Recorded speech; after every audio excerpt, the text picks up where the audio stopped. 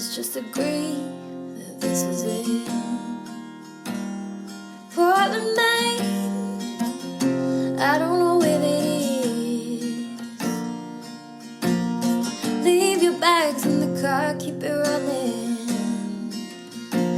I won't pretend that I want these things. But Portland, Maine, I don't know where that is. And I don't wanna know. I don't wanna know.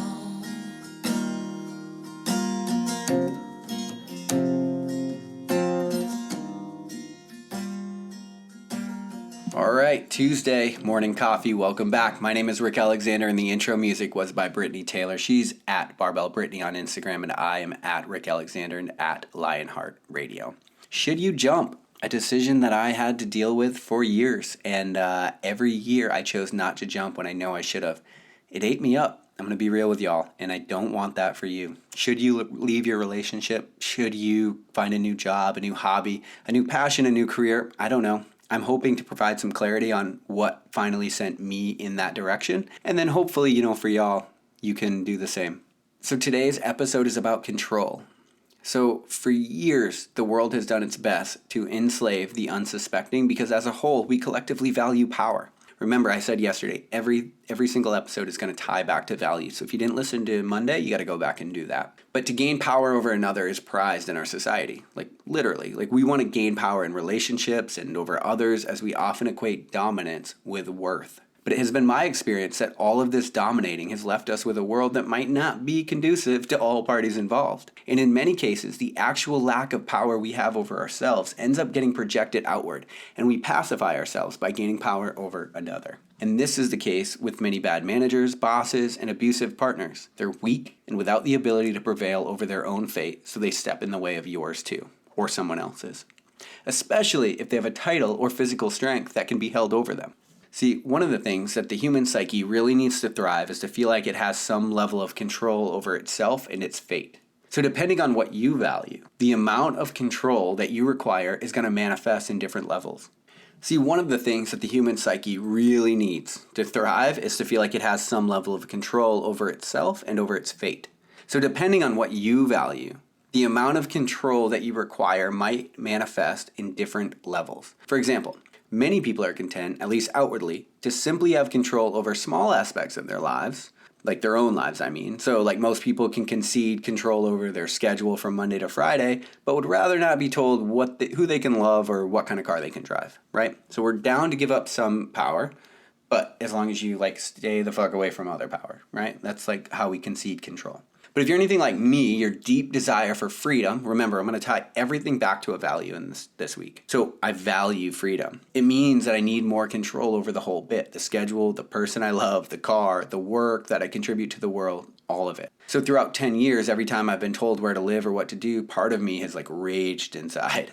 And this has only been compounded when being led by bosses that I felt inferior. But I continued to take the paycheck, so I continued to do the job. I'm just at a point where it's no longer possible. But remember this, if you're taking the paycheck, for the people that are thinking about jumping, if you're taking the paycheck, this is hard, but you got to do the job. Because you might find yourself complaining about who your boss is or what you're having to do in the present moment, but there comes a time where you simply have to be about it. There can be no more talk. You either put up or you shut up. Because this is your life and it's happening right now. We often put things to the future because that's where they're the safest, right? And so that's one of the biggest things I noticed when I got out of the military. It was I'm always well, I'll do that in the future. I will eat better tomorrow. But then it's all of a sudden when the safety net got pulled away, it was but this is your life. This is your fucking life and it's happening right now in this moment. And a lot of times people that preach oh, you got to get uncomfortable. People want to get uncomfortable in only the certain ways that they want to get uncomfortable. Now, I was talking to my buddy about this over text the other day because he's getting ready to get out of the military too. It's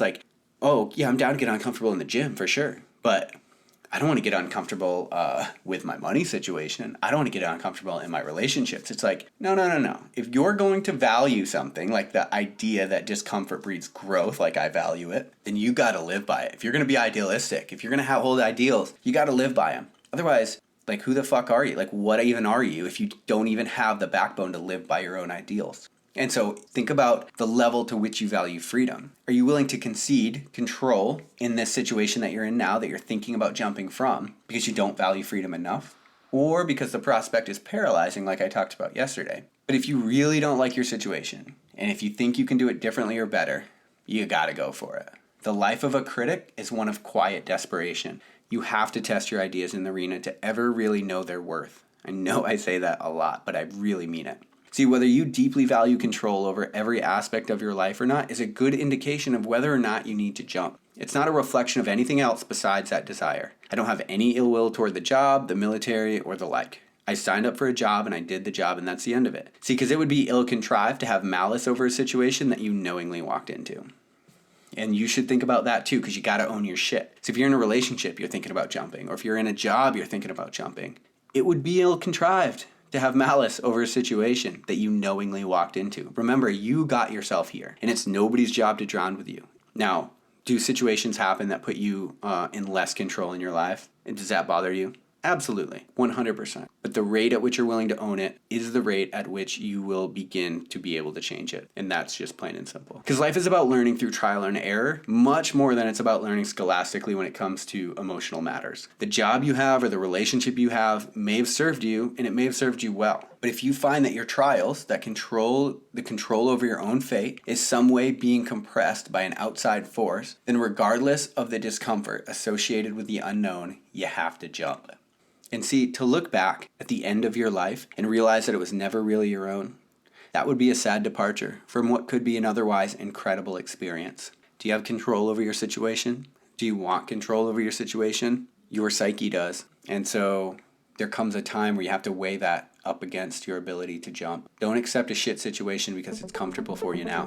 Bottom line. I'll talk to you tomorrow on Morning Coffee.